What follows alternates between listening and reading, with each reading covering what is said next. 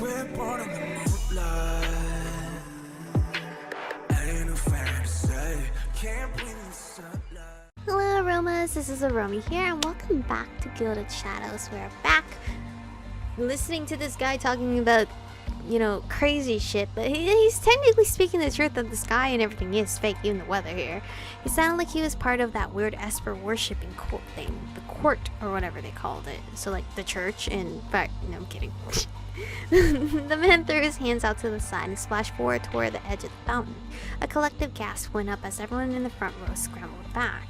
I was jostled to one side, trying to keep from being knocked to the ground. The man stepped up onto the basin's ledge, sending a spray of water over. His eyes went wide, and he suddenly swept his hands straight down. It was as if every drop of water squeezed off his clothes and fell to the ground in a single sheet. Another gasp went up from the crowd as the puddle of water slowly spread toward us. Wait!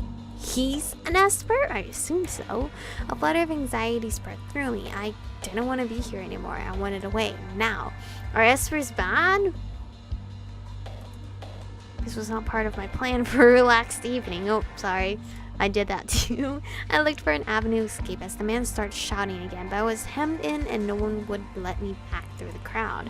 You think you know what this world is about, but you're blinded by the chains over your eyes. I know. I know the truth though. Is that why you're ousted? He dropped his voice to a hoarse whisper. I tried to push my way back through the crowd, already planning how I was going to contact the authorities when I was away. I know the voice that speaks the truth. A voice in the waste, in the waters, in the sky, and in the stars. I hear them inside my head. I finally gave up trying to shove my way back of the crowd. You think they're here to protect us, but all they do is lie and lie. End game. It's the end game for all of us if we trust them. Endgame is also referred to as a planetary defense organization. They are a quasi-military force made of Espers, and their goal is to help keep the peace across Altera, Sierra, Dione, and even New Terra. They answer to no law enforcement group, and they try to keep a neutral stance when it comes to how any nation or city-state is ruled.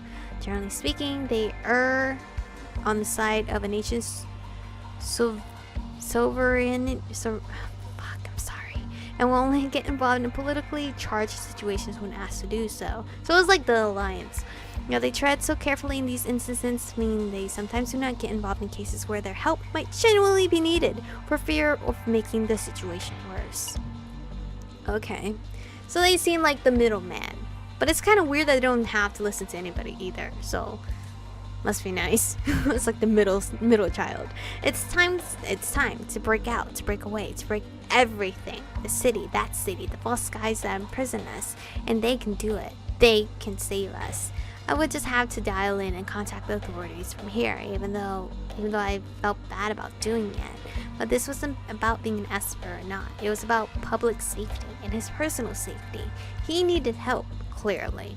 I dialed quickly, but there was no response. Why is it taking so long to connect? Because he's bugged it. I was focused on the call that I didn't realize everything around me had gone really quiet. When I did look up, I froze, eyes wide. He's in front of me, isn't he? The man was directly in front of me, one foot still on the edge of the fountain and one on the ground, and he was looking right at me. My voice finally picked up on the other side, but my mind had gone completely blank even as they asked for my name and nature of the problem. I know you. I know you. You're in my head now, too. What? What do you mean? The fountain man was muttering, those strange eyes boring into me. Everyone else was staring in my direction as well. I tried to back away, stomach twisting itself in knots, but there was nowhere to go. I'm sorry. You're mistaking me. You're mistaking me. You know me. You know me. Do I? Do I though? I see the stars in your eyes. I am the merry wanderer of the night. You know me, right? What now? That took a weird turn. He held a hand out to me, beckoning me closer, but I shook my head frantically and pressed back against the crowd. He hopped onto the fountain's edge again, spinning in a wide circle with his arms splayed outward. I know a bank where the wild thyme blows, where ox slips and the nodding violet grows, quiet over canopied with luscious luscious woodbine with sweet musk roses with the eglantine? Are you whispering me sweet nothings? Because I really do not know. I don't know what just came out of my mouth. Except plants.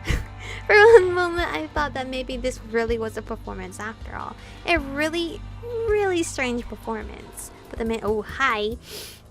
But the man's voice raised to a shriek and he suddenly lunged at me. What the fuck? I screamed as well, instinctively curling into a ball as if that would save the day. My body went numb. And at the same moment, there was a loud crack. The stone edge of the fountain broke away. Water flowed freely from the shattered basin. The man staggered and went down hard on the pavement, and it was like a shot had gone off and startled a herd of wild animals. There were screams. Everyone started to flee.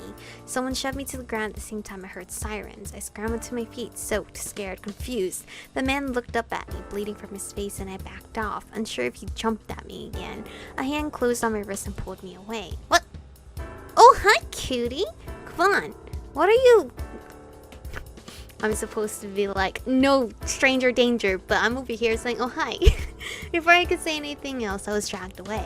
I mean, at least someone helps me. Wait. The sirens were nearly on top of us. Either my call had been tracked or someone else had called in. Either way, I didn't have much time to think about it. I was stumbling to keep up with a stranger who had helped me. I'm out of breath to my feet. When I glanced back one last time, the fountain man was standing as well. Our eyes met, and for a long moment I thought he was going to come after me.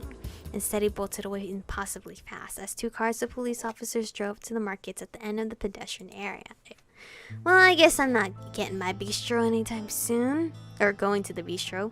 The stranger with a shock of blue hair pulled me into a little side alley, where he let me go to catch my breath. I doubled over, hands resting on my knees. What the heck? Sorry about that. You look like you needed a little help. Well, I don't know that I needed to be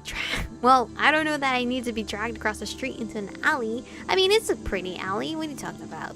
I thought you might want a private spot to collect yourself. That seemed pretty scary back there. I glanced toward the opening of the alley. Well, it hadn't been not scary, but I hope he gets some help. Help? Well, I mean, you know, I think he was an esper and maybe on drugs.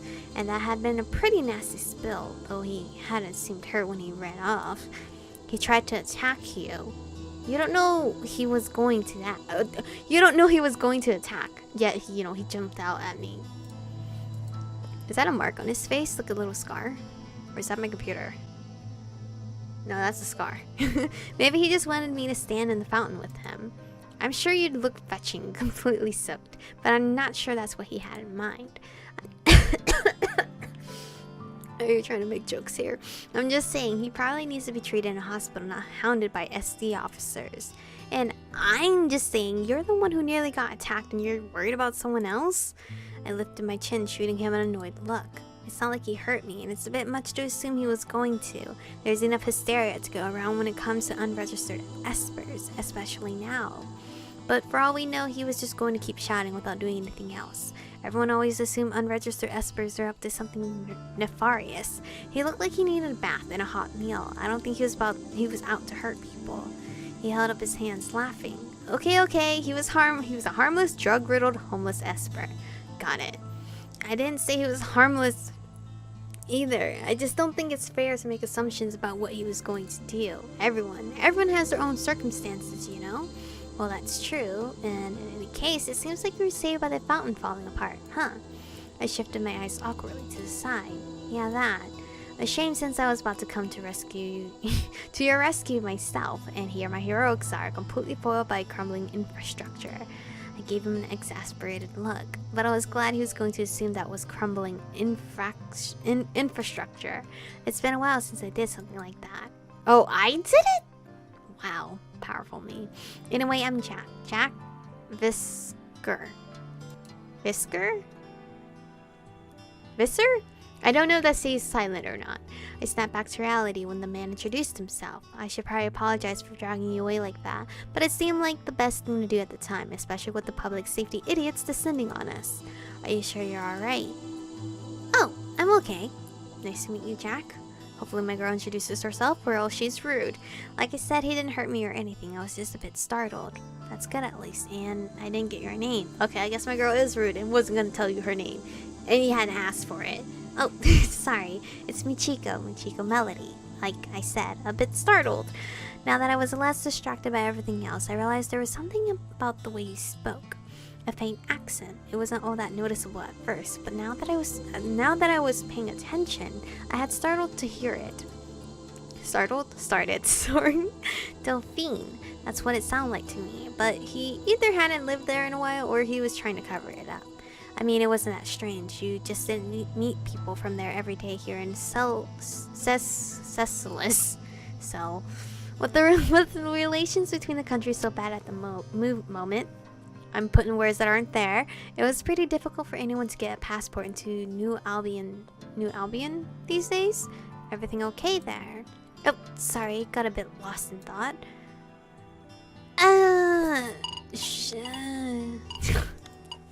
Comment on his accent, ask where he's from, or keep the observation about his accent to yourself. I think a lot of us would at least in a rural mindset, if Tyler spoke differently and I didn't know any better of him, I would definitely mention it, even though it comes off as rude, right? That comes off as rude. I got a little, oh, you guys can't see, I got a little, the crown emblem on the other side. Just so, I don't know why I went, okay. You're from Delphine, right? Jack seemed surprised by that remark and looked away, his expression darkening slightly. I don't know if that's good or bad, but it's whatever. Yeah, I didn't know it was still that noticeable that people picked up on it right away. He shot me a crooked grin, but it seemed like there was a sort of hardness to his gaze that hadn't been there before. I lived over here in the Triad for a long time, so I guess I don't really hear the accent much anymore. It's not that obvious. Sorry if I made you feel self-conscious about it. One of my professors is from Delphine, so I recognized it, that's all. Well, I don't mind a gorgeous woman paying that close attention to my voice. I don't know that I really paid that much attention if it wasn't for my professor. I wouldn't have noticed. Come on now, you can't shoot me down that fast. I shot him an awkward smile. Glad it seemed like I didn't ruffle his feathers too much with that comment. I think it's interesting. I mean, Delphine seems like an interesting place. I hope to get to travel there someday. Though with things the way they are now, or with the way they are, I shouldn't say now. I shrugged helplessly, feeling like I'd made things uncomfortable. I guess I had to work harder to hide it if I don't want people to pick up on it. Well, to hide your own voice? So you're gonna play on an accent the entire time? You're gonna forget. I remember I had a coworker deepen his voice.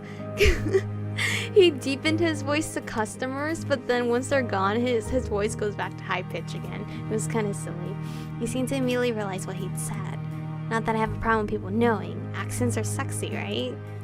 Well, come on, they definitely are.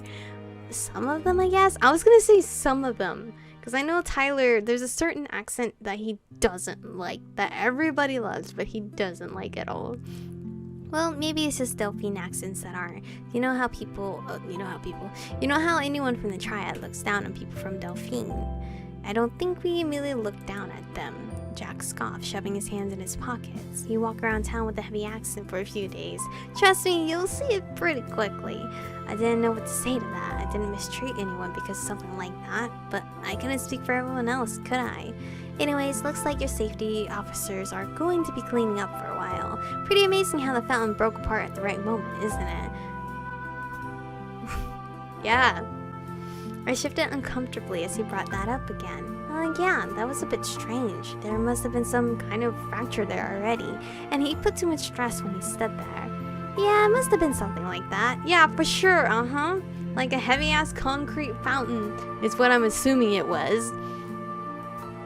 Broke. Anyway, thank you for helping me out. I think I should head home. Damn it, I didn't get food. I should have been distressing tonight, not becoming even more stressed, and I was most certainly doing the latter at the moment.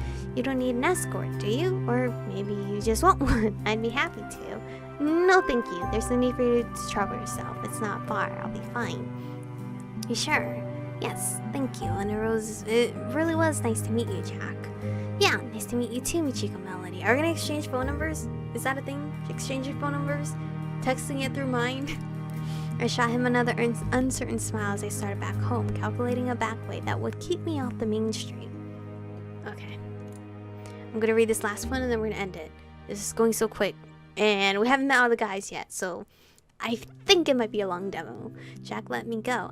About halfway home, I had the thought that it might have been a good idea to get him to walk with me, if only because I kept looking over my shoulder, expecting to see that Esper there. I don't think the Esper even knows where we are, unless he can track us down. I have a feeling I'm very superstitious now if somebody can read my brain in this game. Because if it's espers we're talking about, there's different types, right? Can one of them read my brain? Or control my brain like those kings? I'm too scared. Thank you guys for watching today's episode. Stay beautiful, and I'll see you guys in the next one.